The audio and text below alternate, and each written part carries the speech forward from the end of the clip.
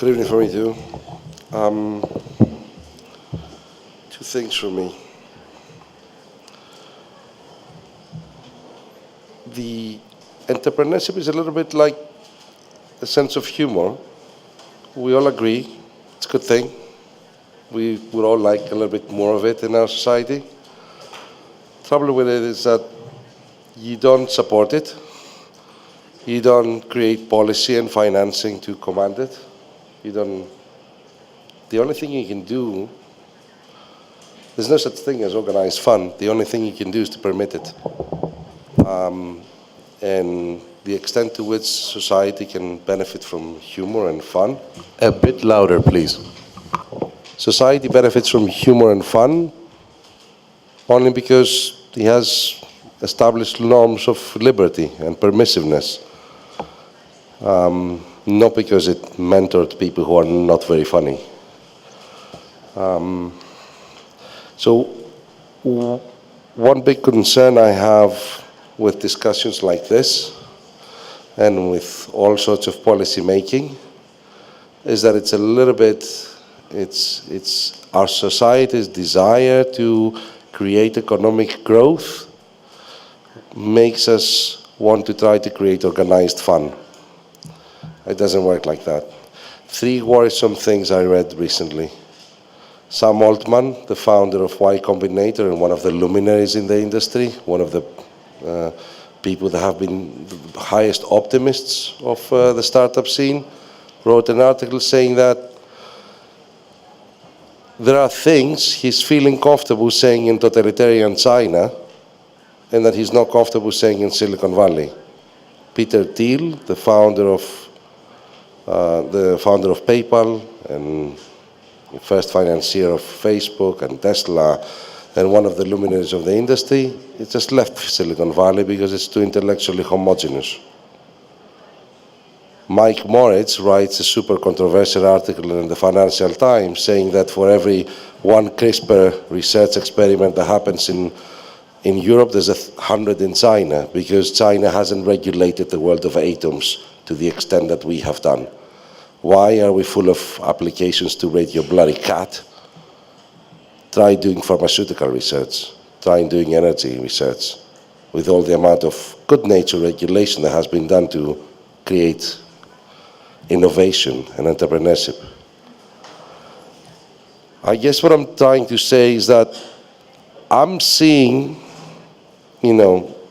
good-natured and well-intentioned efforts from governments and policymakers to command entrepreneurship to materialize in front of us.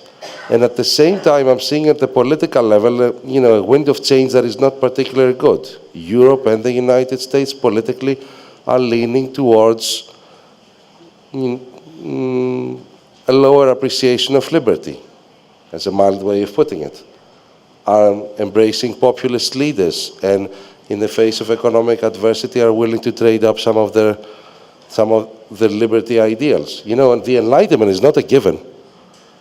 The political experiment of the 20th century proved the biggest Enlightenment principle, that there cannot be no economy without liberty. And again, there's no liberty without a strong economy. But politically, what we're doing in Europe right now, which being the biggest laggard in terms of innovation, has failed to produce any, transformative technology or world-changing business over the past 20 years. What we're doing is we're creating more funding mechanisms. Yeah, okay, I raise some money from funds that probably have some European money in it, so I shouldn't be such an ingrate about it.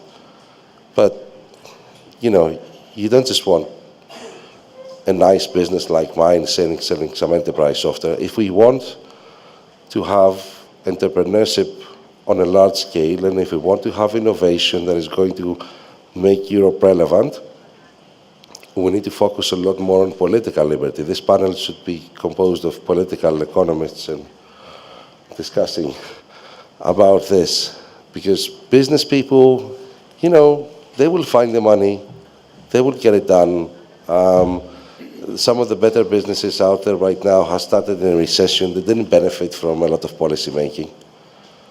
What the state should do to support entrepreneurship is not to support it, is to permit it.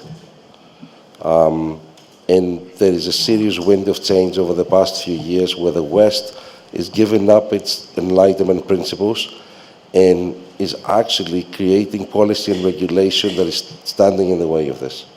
That is the You only have thing less than a minute, sorry. I'm done.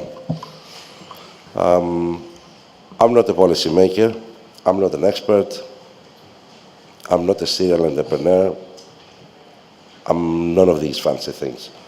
I run a business, and just by observing what some of the brightest people in my field are saying and doing, I get a sense that they fear that economic liberty is at stake at the moment in the West. So I would like to ask the people who are all these smart things to focus more on that. Thank you.